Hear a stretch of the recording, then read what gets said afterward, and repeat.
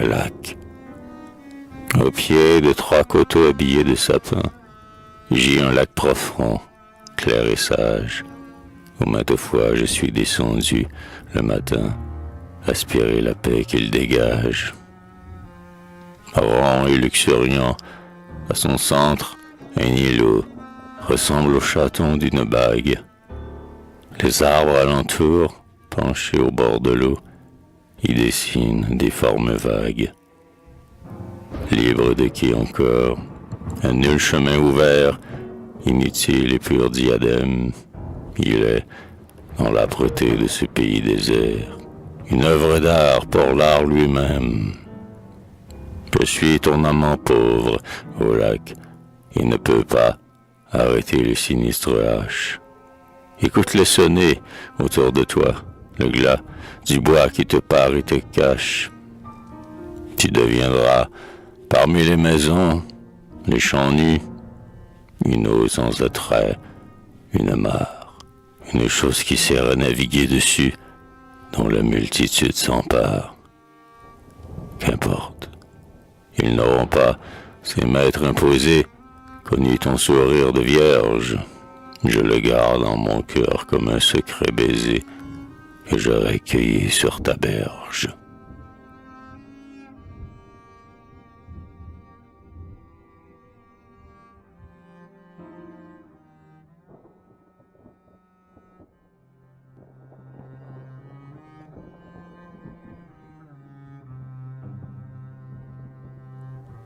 Gratitude. J'ai dit à la forêt haute et pleine d'orgueil, tuer, seul me déride. J'irai dans tes abris dépister le chevreuil et le lièvre timide. Alors la forêt m'offrit, pour mon repos du soir, un lit d'herbe et de mousse, où la lune envoyait, entre les rameaux noirs, une lumière douce. Je sommeillais lorsque des grenouilles sautant, nombreuses et pressées, se formèrent en chœur de musique imitant des guitares pincées. Et comme pour répondre à l'orchestre du sol, par des voix plus parfaites, par des accents venus du ciel, des rossignols chantaient parmi les fêtes. L'âme bonne, au milieu du concert sans après, je songeais sur ma couche à tous ceux-là, chasseurs, colons, que la forêt a dévorés, farouches. Au jour, quand un chevreuil, avançant avec soin, prit l'ordinaire pente, par gratitude envers la nature obligeante, je ne la tuai point.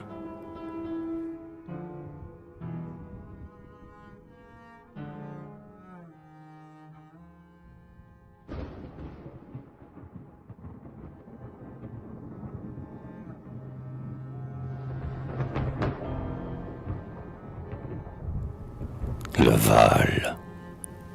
Je connais, dans les Appalaches, un Val séduisant qui se cache comme un rêve ingénu. Un Val aux pentes fantaisistes où se promène dans les schistes un ruisseau bienvenu.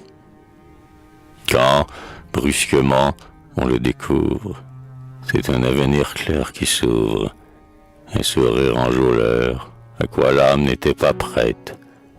On subit le charme, on s'arrête à l'offre de bonheur. Ici qu'il serait doux de vivre, on s'imagine avec un livre, assis sous un pommier. On a maison, femme et bagages, mais on pense au but du voyage, au tracas coutumier.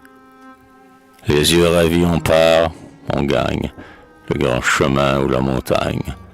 Au Val on dit adieu, plein du pressentiment morose d'abandonner, parce qu'on ose, un destin radieux.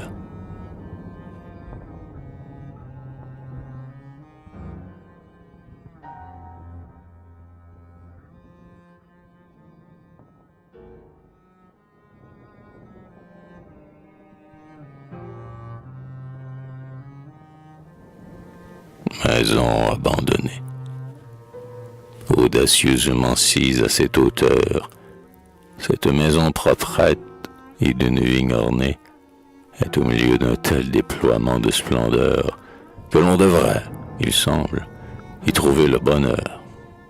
Pourtant, elle est abandonnée.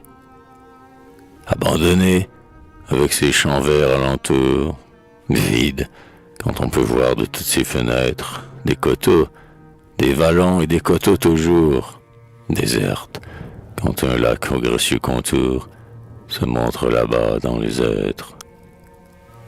J'ai vu dans des pays ennuyeux, gris et plats, des maisons sans aucun relief ni caractère, près desquelles paissaient des troupeaux de bœufs gras, pleines de mouvements, de filles et de gars, où l'on trouvait bonne la terre. Aux unes la richesse, à l'autre un pur tableau. Oh nature, en frappant de gel cette colline, voulais-tu dire au bâtisseur qui vint si haut que l'homme éperdument attiré par le beau à la misère se destine? Défricheur qui rasa les bois pour t'établir et prépara l'émotion qui me transporte. Je dois à ton travail de goûter ce plaisir. Pour te remercier, permets-moi de t'offrir ces vers écrits devant ta porte.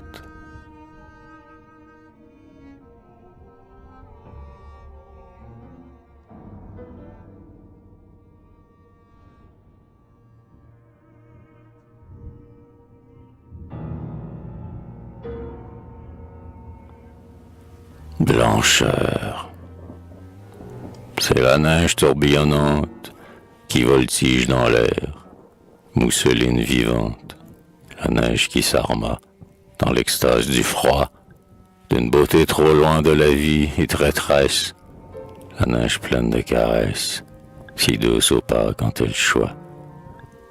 Ceux-là dont le sang bout dans les veines, l'effort, devant la blancheur qui s'amasse, songe au glissement rapide sur la glace, aux rues de chasse dans le nord, aux descentes vertigineuses dans les côtes. Pour eux l'hiver se fait le plus charmant des hôtes.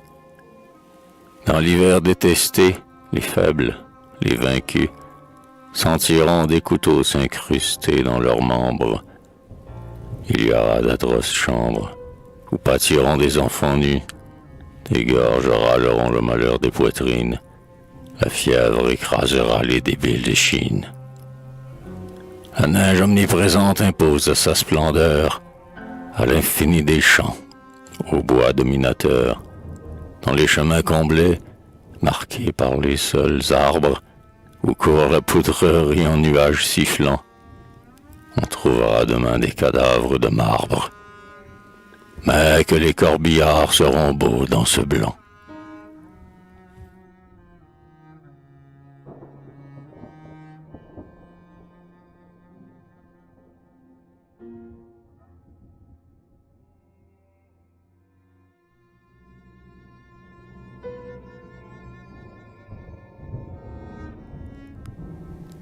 Les îles, au large, dans l'attrait d'un fier isolement, apparaissent les îles, où parfois en rêveur, en chasseur, en amant, à la sourdine on file. N'importe où l'on aborde, avidement on fait le tour de son royaume, et la tente, sitôt dressée, est un palais que l'atmosphère embaume. On se trouve lié d'instinct aux voyageurs, de tout bateau qui passe. On a de l'intérêt pour les hérons guetteurs, grimpés sur leurs échasses. On muse sur la grève, on fauche pour son lit, les rouges salicaires, par quoi ils transforment en élégants replis, marais et fondrières. L'éloignement du monde infuse dans l'air pur un subtil aromate. On écoute en son cœur, près de l'eau, sous l'azur, chanter une sonate. On s'en revient les yeux fixés là-bas, et tel qu'au jour de sa bohème, heureux d'avoir été dans le calme archipel, splendidement soi-même.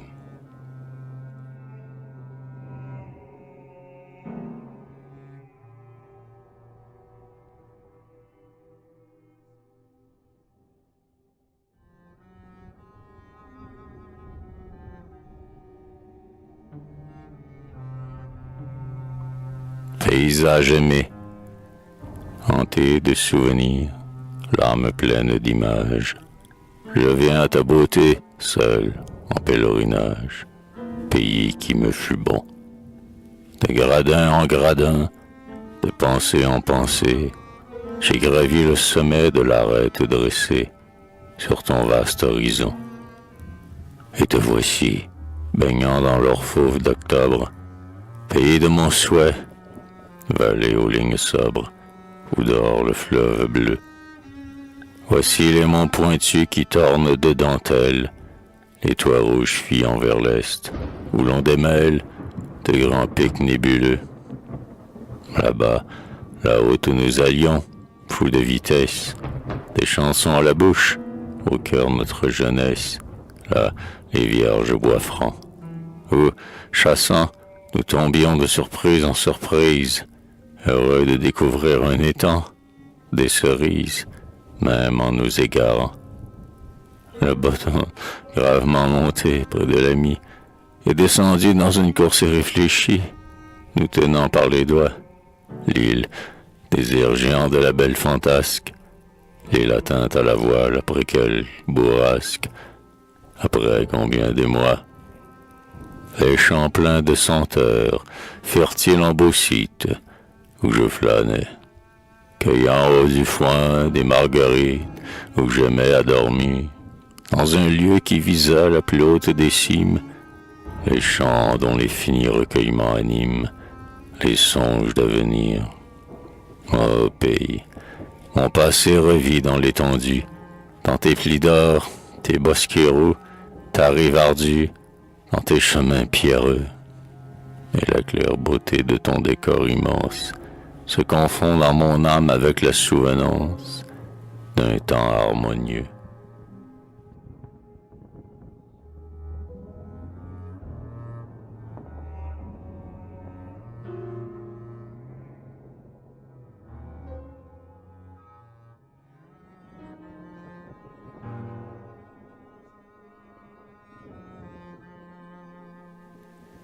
Le sentier.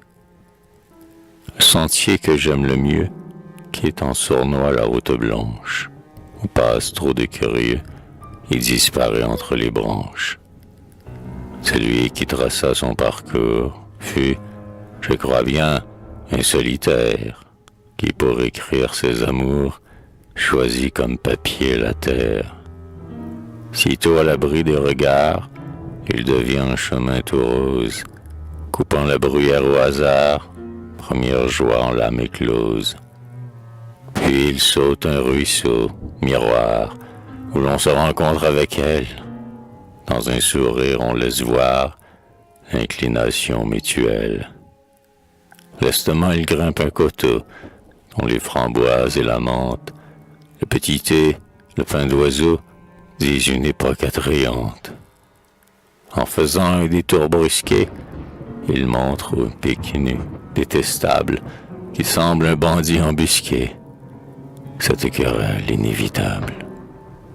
Voici qu'au bord de la forêt, il marque à peine l'herbe rase, se glisse presque droit, discret. L'accord se rétablit. On jase. Des buissons transparents. Soudain, il émerge et court à la grève d'un lac aux horizons lointains, où vogue, épanoui, le rêve. Le sentier où je fus souvent a tant d'attrait pour ceux qu'il guide que nul ne s'en écarte avant de se trouver au lac sans ride, face à l'amour vaste et limpide.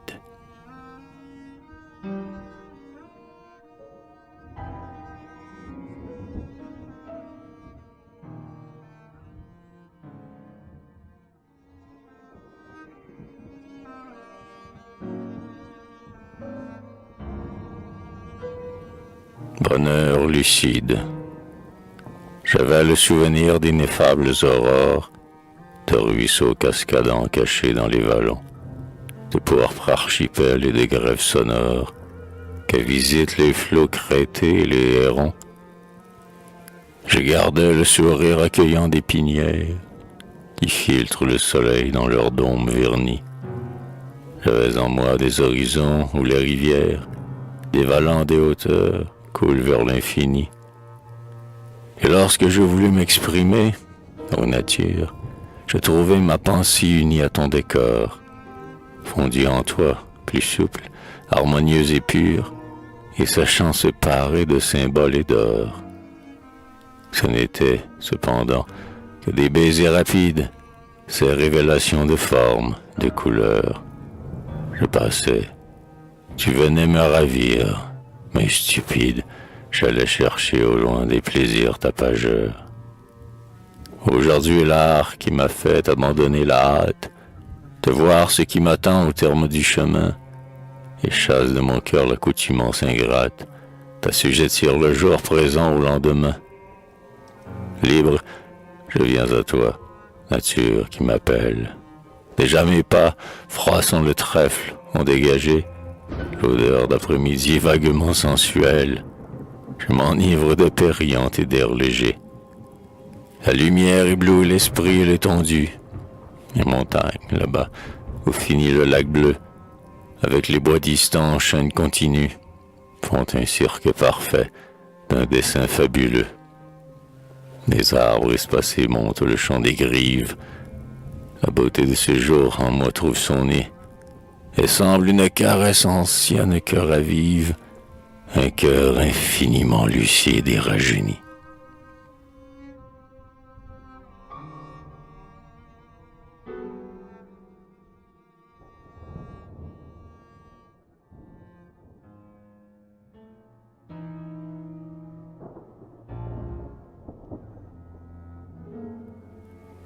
La rivière aux trois ponts.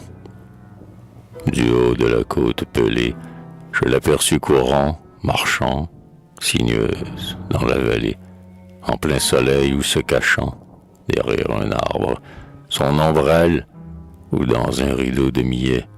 Et lorsque j'arrivai près d'elle, sur son gravier elle riait.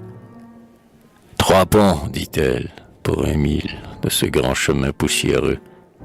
Les arpenteurs, gens et civils, lancèrent des mots furieux. À me voir toujours dans leurs jambes. Depuis, ce n'est que des mamours. À ma rencontre, les yeux flambent, tellement plaisent mes détours. Et je vais, la vie est charmante, à se trotter ainsi partout. Un troupeau de bœufs me fréquente, j'aime admirer leurs grands yeux doux. Je reçois des moutons, des chèvres, et même là-haut, dans le bois, ours et chevreuils, renards et lièvres causent un instant avec moi. Le long de mon itinéraire, l'orge, le blé, le sarrasin se succèdent pour me distraire. Les bitumes sont mon jardin. Je vois la lune et les étoiles, et m'amuse du ciel truqué. Que je deviens, les nuits s'envoient. Mon bonheur est peu compliqué. Le vent, beau raconteur d'histoires, dépeint tout un autre univers, où des rivières peuvent boire le lac immense où je me perds. Il parle de jours sans aurore, d'été qui ne finissent pas, d'éruptions, que sais-je encore, je me moque de ce fatras. Une fois je pensai fort sage, sur son conseil, de réfléchir. Malheur, je fis un marécage où les wawas en vont pourrir. Il en émerge d'aventures, de journées blancs nénuphars, mais c'est maussade et sans bordure, à peine bon pour les canards. Plus bas il est poussé de saules, qui jasent le jour et la nuit, dans un langage obscur et drôle, plein de sentences et d'ennuis. Ils interrogent les narcisses, les hiboux, le soleil levant, et jusqu'à moi, prompte, je glisse. Ils ont trop écouté le vent. Malgré les notions diverses que m'offrent les temps et les lieux, à suivre un but rien ne m'exerce, excepté le ruisseau boueux. Il m'exaspère. Alors je tâche de paver mon lit de cailloux, afin que demeure sans tache le lac clair où je me dissous.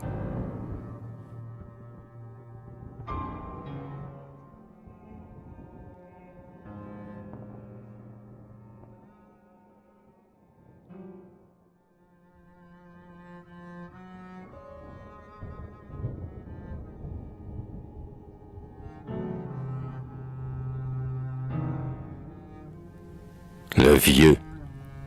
C'est un grand vieux au dos voûté, figure osseuse et gros nez croche, qui cherche, d'un air embêté, quelque chose au fond de ses poches. Son œil s'illumine, il s'assoit, il a retrouvé sa torquette et la coupe en tremblant des doigts. Sa face redevient muette. Il a plus de 80 ans. 37, il se le rappelle. Que de précieux documents on tirerait de sa cervelle. De sa main droite, le vieillard roule le tabac dans sa paume. Contez-nous donc, père Sicard, vos aventures de jeune homme. Lentement, il lève le front, et lorsque sa pipe est chargée, d'une voix traînante, il répond. Les affaires sont bien changées. Dans un fauteuil, il s'est calé, et son regard figé retombe. Déjà son secret est scellé, aussi bien que dans une tombe.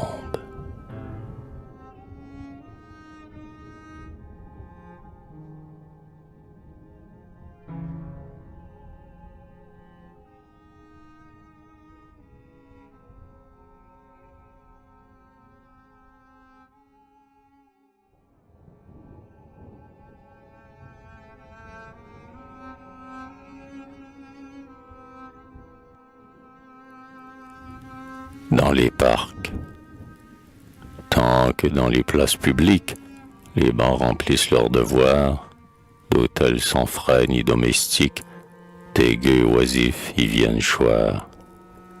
Vieillard qu'a rejeté l'usine, blême journalier surmené, type d'incertaine origine, ancien Richard et pauvre né. Il reste là pendant des heures, morne, le menton dans la main, sans remarquer qu'il les effleure, ni sourire au jeu des gamins. L'un pense à sa femme malade, l'autre à ses garnements de fils. Un tel revoit ses bambochades, celui-là ses plans déconfits. À tous leurs bras sont inutiles, le travail manque, et l'avenir s'annonce encore plus difficile. Bientôt, qui voudra les nourrir? Les gueux 10 fois, 100 fois de suite, font de leur vie un relevé, et calculent sa réussite, tel Guignon ne fut arrivé. Plus d'un pas de traînards d'armée, demi-résignés, engourdis, leur dernière pipe fumée, ils gagnent Dieu, c'est quel logis.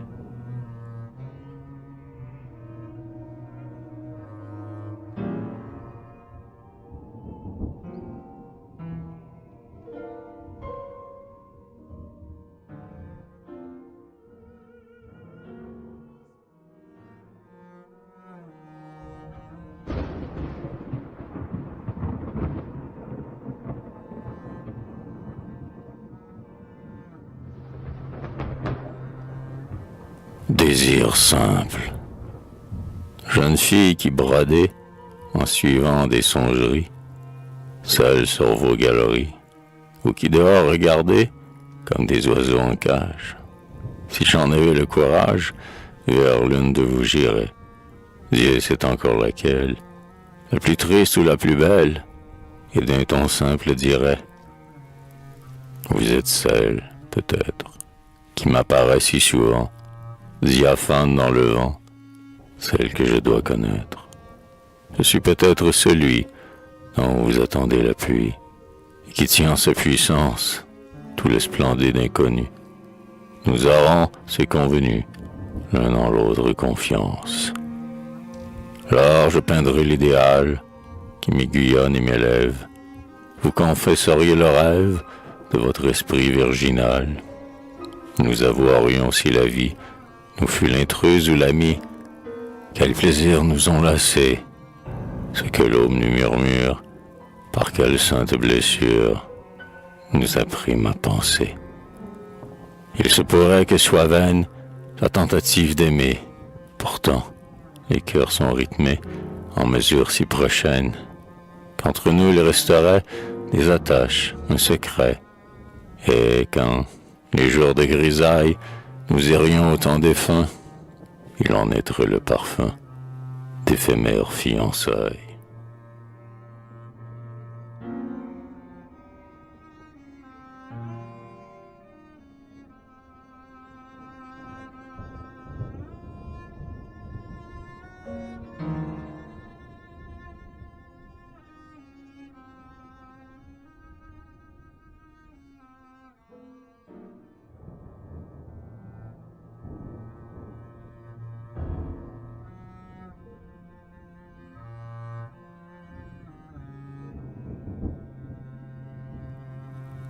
Réminiscence.